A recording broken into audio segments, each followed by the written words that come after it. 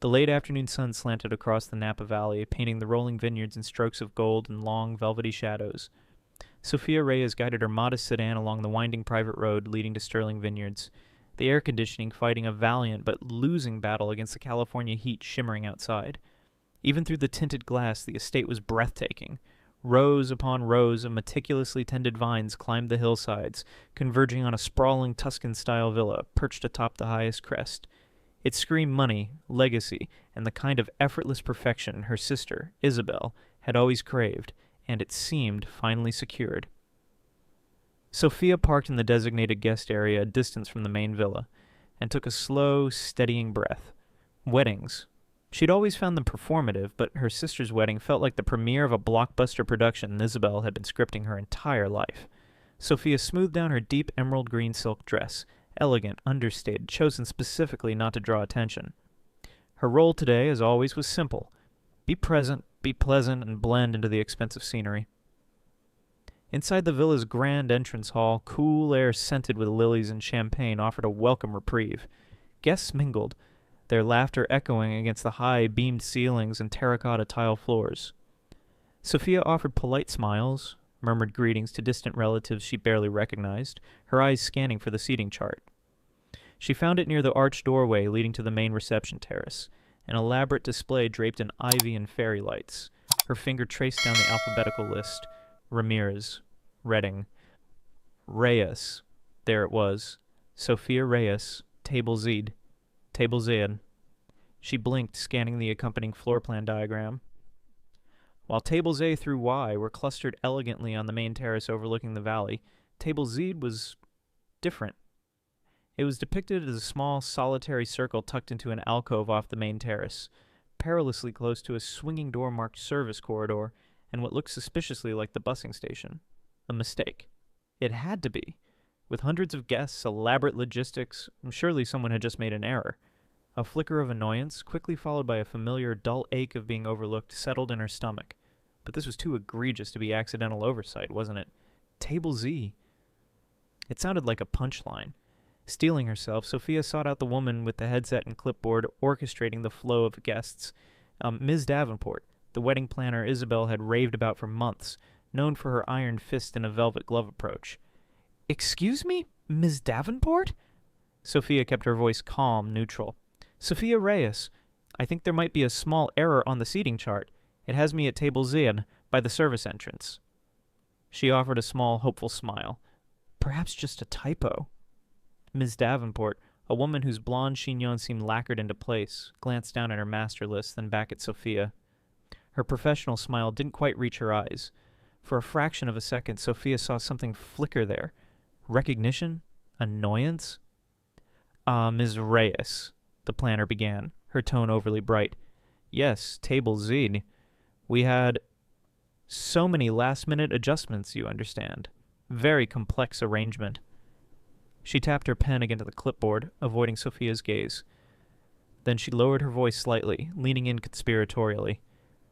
"And wasn't that, a specific request? For more discretion? Isabel mentioned you might prefer a quieter spot, away from the main festivities." Discretion? Quieter spot? The words hung in the air, laced with implication. Requested? Sophia hadn't requested anything. Her blood ran cold. This wasn't a mistake. This wasn't incompetence. That carefully chosen euphemism, the feigned confidentiality. It felt practiced. It felt like Isabel. Just then, across the bustling hall, Sophia caught sight of her sister. Isabel, a vision in white lace, was holding court, laughing brightly with a circle of admirers. As Ms. Davenport turned away from Sophia, Isabel's eyes flickered towards them for just a moment. Sophia saw it. A quick, almost imperceptible nod from Izzy to the planner. A fleeting smirk playing on her perfectly glossed lips before she turned back to her audience. Had she also seen Izzy near the seating chart earlier, briefly adjusting something with a proprietary air? The memory surfaced hazily. The pieces clicked into place with sickening clarity. Izzy hadn't just allowed a mistake to happen. She had orchestrated it, or at the very least, seized upon an error and cemented it, adding a layer of plausible deniability by suggesting Sophia wanted this exile. The old hurt surged, hot and sharp, But beneath it, something else stirred. A cold, clear resolve. She wouldn't storm over there. She wouldn't make a scene and give Isabel the satisfaction of painting her as unstable or dramatic, likely the very narrative suggested by their request for discretion. Nambaraj. But she wouldn't sit at table Z, relegated to the service corridor either. She needed to understand why. Why go to this trouble? It felt like more than just casual cruelty. It felt strategic. Sophia turned away from the seating chart, her mind racing. The mystery had begun. She wasn't just a slighted guest anymore, she was an investigator. Sophia didn't retreat to the ignominy of Table Z. The planner's evasiveness, confirming Isabel's manipulative hand, settled like ice in her veins. This wasn't mere oversight. It was a calculated move. Steeling herself against the familiar sting, Sophia decided against confrontation. Instead, she would observe, investigate. Why this elaborate charade? Melting into the edges of the glittering crowd, she began her quiet search for answers. Near the service corridor, amidst the low hum of behind-the-scenes activity, she spotted the young server from before. Approaching him discreetly, she offered a tentative smile. "It's quite the operation back here," she murmured, gesturing vaguely. "Regarding that table near the entrance, Table Z, did the bride happen to mention why she needed that specific spot kept private?" The young man glanced around nervously before leaning in slightly. "Ms. Isabel was very specific with the head planner, ma'am. Said the guest there." His eyes flickered towards the empty table marker. Needed absolute quiet and minimal traffic. Insisted on it, actually. Absolute quiet. Another convenient justification. The confirmation solidified Sophia's resolve. Isabel hadn't just accepted a bad placement. She'd actively reinforced it, ensuring Sophia's isolation. The deliberate nature of the act resonated, disturbingly familiar, pulling a specific memory from the recesses of her mind with sharp clarity. Christmas break, 3 years ago. The quiet hum of her parents' rarely used home office. Discovering Eleanor's old laptop. On a whim, searching the digital journal archives, typing Sophia. The stark, brutal result. No results found. A hollow echo in the digital space where her childhood should have been. Then typing Isabel. An avalanche. Thousands of entries poured forth. Detailed accounts of first steps, ballet triumphs, friendship dramas, college dreams.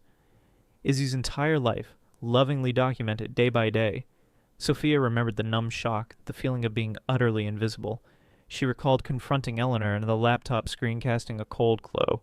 Her mother's perplexed frown, the dismissive wave of her hand. "Oh, that?"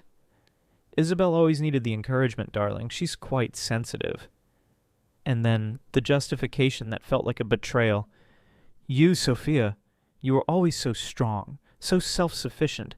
We simply never had to worry about you." As if needing less made her worth less, erased her from the narrative. The memory was a cold splash of reality against the warm Napa sunshine. Shaking it off, Sophia refocused her attention on the reception dynamics. This wasn't just about being seated badly, it was about control. Isabel was controlling her placement, likely to control her interactions. But with whom? Her eyes scanned the guests lingering on Julian Vance.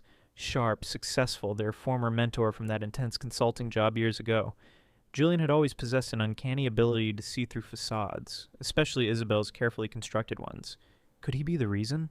Sophia began to walk casually in Julian's direction, observing Isabel from the corner of her eye, and her sister, despite being engrossed in conversation across the terrace, seemed to have an internal radar locked onto Sophia's movements. The moment Sophia's path clearly angled towards Julian, Isabel disengaged from her group with startling speed. "Soph! Thank goodness!" Isabel appeared at her side, breathless, radiating false urgency. "Listen, tiny crisis! Mom's panicking she left her antique pearl earrings in the powder room. Could you possibly check? I'm stuck." The lie was blatant. Sophia could see the pearl earrings glinting on Eleanor across the lawn. Isabel's hand clamped onto Sophia's arm, halting her progress towards Julian, her grip surprisingly firm beneath the silk of her gown. The smile was dazzling, but behind it Sophia saw a flicker of pure, undiluted panic in her sister's eyes. Definitely Julian, Sophia thought, the pieces falling into place. She's terrified of me talking to him. Before Sophia could formulate a polite refusal, a calm, resonant voice cut in. "Is everything all right here?" Daniel Sterling materialized beside them, his presence immediately shifting the tense dynamic. He addressed Sophia directly, his gaze sharp and questioning, completely ignoring Isabel's forced performance. "I couldn't help but notice," Dan continued, his voice low but clear enough for both sisters to hear. "That seemed like a rather determined effort to keep you from joining Julian Vance's conversation, Sophia." He looked pointedly at Isabel's hand, still gripping Sophia's arm. "She's been glancing your way all afternoon, especially when you head towards him." He turned his full attention back to Sophia, his expression serious. "Something isn't right, is it?" Isabel gasped softly, pulling her hand back as if burned. The mask of the perfect bride fractured. Dan wasn't just the handsome groom, he was observant, and he was clearly suspicious of his new wife's behavior towards her sister. Sophia met Dan's steady gaze. The isolation she'd felt moments ago began to dissipate, replaced by a tentative spark of connection. He saw it too. Her silent investigation suddenly felt less lonely. She had found an ally. Isabel stammered, her face flushing beneath the perfect makeup as Dan's accusation hung in the air. "Dan, don't be ridiculous! I was just worried about Mom!" Dan didn't even glance at her. His attention remained fixed on Sophia. "Isabel's right about one thing," Sophia said quietly, meeting Dan's gaze. "She is worried about me talking to Julian Vance." "Why?" Dan asked, the single word sharp with suspicion. "What does Julian know?" Before Sophia could speculate, another voice joined them, smooth and controlled. "Perhaps I can shed some light on that?" Vivian Sterling, Dan's mother, approached them, her elegant silver gown shimmering in the afternoon light. Her expression was serene, but her eyes, sharp and intelligent, missed nothing. She acknowledged Sophia with a brief, appraising nod before turning to her son. "Daniel, I observed the interaction as well. Isabel's reaction seemed disproportionate, and earlier today, Julian Vance sought me out. He expressed veiled concerns about Isabel, mentioning a past incident he felt was unresolved." Isabel's breath hitched audibly. "Vivian, Julian exaggerates everything. He always held a grudge." "Does he?" Vivian cut her off coolly, pulling a slim, elegant smartphone from her clutch. "Because after Julian spoke to me, my concerns were piqued, and knowing Isabel's penchant for digital communication, I utilized a shared family cloud account she seems to have forgotten I still have access to for emergency contacts." She tapped the screen. "And I found some rather illuminating emails." She angled the phone so Dan, Sophia, and a visibly paling Isabel could see. It was an email chain between Isabel and a close friend from just the previous week. Vivian read aloud, her voice steady and clear. "Subject seating chart SOS. Okay, crisis. Sophia confirms she's coming. You know how paranoid I get about Julian Vance being there too. I cannot risk Sophia talking to him, absolutely cannot, especially after he witnessed the whole Atherton Project disaster. He knows exactly how I adapted her proposal. We need damage control. I told Davenport to stick her at Table Z, by the kitchens. Claims she requested privacy. Minimum visibility. Zero chance she bumps into Julian. Keep her contained. This wedding has to go perfectly." The words hung in the air, damning and specific. It wasn't just vague malice, it was a calculated plot to isolate Sophia, directly linked to Julian Vance and a specific past event, the Atherton Project. The email chain continued with Isabel bragging about how easily manipulated Dan was. "He buys the sweet and slightly overwhelmed act completely," and dismissing Vivian as mostly harmless old money, easily managed with charm. Dan stared at the screen, his face hardening into a mask of cold fury. He looked utterly poleaxed, the image of his blushing bride shattering before his eyes. Isabel opened and closed her mouth, speechless, cornered. This is invasion of privacy!" Isabel finally choked out, lunging towards the phone. Vivian pulled it back smoothly. "Is it? Or is it revealing the truth you've tried so hard to conceal?" She looked at her son, her expression softening slightly with concern. "Daniel?" Dan took a deep breath, the sound ragged. He looked from the phone to Isabel, then to Sophia, his eyes filled with a mixture of anger and dawning comprehension. "We need to talk," he said, his voice dangerously quiet. "Privately. Now." He gestured curtly to a nearby staff member. "Please discreetly ask Mr. and Mrs. Reyes to join us in the library. And Isabel, you too." The library, lined with dark wood shelves and smelling faintly of old leather and wine, felt like a courtroom. Dan stood near the large oak table, Vivian beside him, a silent pillar of support. Sophia took a seat slightly apart, feeling strangely numb. Isabel paced near the fireplace, wringing her hands. Moments later, Eleanor and Arthur Reyes arrived, looking bewildered. "Dan, what's this about?" Arthur asked, glancing from his daughter's distressed face to Dan's rigid posture. "Is something wrong?" "Yes, Arthur." "Something is very wrong," Dan stated, his voice tight. He gestured towards Vivian's phone, which now lay on the table. "Isabel, would you care to explain these emails?" Isabel stared at the phone as if it were a snake. It's not what it looks like. Just venting between friends. Girls talk." "Do girls talk about strategically isolating your sister at your wedding to prevent her from speaking to someone who knows you stole her work?" Dan shot back, his voice rising. "The Atherton Project, Isabel." What was that? All eyes turned to Isabel, then flickered toward Sophia. Eleanor looked utterly lost. "Atherton Project? What is he talking about?" Isabel stammered. "It was a misunderstanding." "Years ago." Sophia overreacted. "Did I?" Sophia spoke for the first time, her voice quiet but clear. "Or did you take the proposal I spent 6 months developing, change the cover page, and present it as your own after ensuring I was reassigned? Julian Vance was the client lead. He saw both versions. He knew." The silence in the room was heavy. Eleanor stared at Isabel aghast. "Izzy, you didn't." Arthur's face, however, underwent a transformation. His usual passive confusion cleared, replaced by a dawning horror and a sharp, unfamiliar anger, directed not at Dan, but at Isabel, and perhaps himself. He looked at Sophia, truly looked at her, his eyes filled with a profound, gut-wrenching realization. "The Atherton Project," Arthur said slowly, the pieces clicking into place. You told us Sophia's proposal wasn't selected, but yours was, building on similar ideas. You won that big promotion." He turned fully towards Sophia, his voice thick with emotion. "Sophia, I see it now. Not just today's cruelty with the seating, but how many other times? How many misunderstandings or lucky breaks for Isabel came at your expense?" His face crumpled. "That project, I believed her version, and then I praised her. I failed you, Sophia. Completely. I am so, so sorry." It was the rawest emotion she had ever seen from her father. It wasn't just an apology for the seating.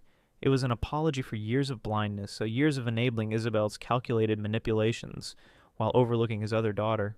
The weight of his words, his genuine remorse, resonated more deeply than the sting of Isabel's betrayal. The motive was finally, devastatingly clear. In the library's stunned silence following Arthur's apology, Isabel turned on Sophia, venom in her eyes. "You planned this! You ruined everything!" Dan stepped forward, his voice final. "It's over, Isabel. My lawyers will handle the annulment." Ignoring Isabel's sputtering rage, he nodded briefly to Arthur and Eleanor, and then decisively exited the library with Vivian. Humiliated and exposed, Isabel shrieked and stormed out, unleashing her fury upon the unsuspecting reception guests, her perfect wedding dissolving into public chaos. 1 week later, Sophia sat in her San Francisco apartment, the bay shimmering peacefully outside. The relentless buzz from Eleanor's calls and texts had finally ceased, unanswered. A quiet calm settled where the old ache of injustice used to reside. It wasn't just relief, it was vindication. The truth, particularly about the Atherton Project sabotage, had been acknowledged, witnessed. Her phone rang. "Arthur Reyes," she answered cautiously. His voice was subdued, heavy with regret. "Sophia, I needed to say, I was blind. About Atherton, about so much. I failed you. I'm truly sorry." "Thank you, Dad," Sophia replied softly, the words feeling unexpectedly genuine. "I hear you, but I need peace now, the freedom to move forward." "I understand," he said quietly. "Take care." After the call, she walked to her bookshelf and picked up the small, chipped ceramic bird from her childhood. She regarded it for a moment, a symbol of a past self, then gently placed it into a storage box, closing the lid. Turning to her laptop, she pulled up a map, her cursor tracing the dramatic winding path of Highway 1 along the Big Sur coast. A sense of quiet liberation filled her. It hadn't arrived with the dramatic collapse of Isabel's world, but here, in this quiet moment of choosing her own direction. Her worth wasn't tied to their validation or apologies. It resided within, finally acknowledged, finally free to seek its own horizon. The open road beckoned,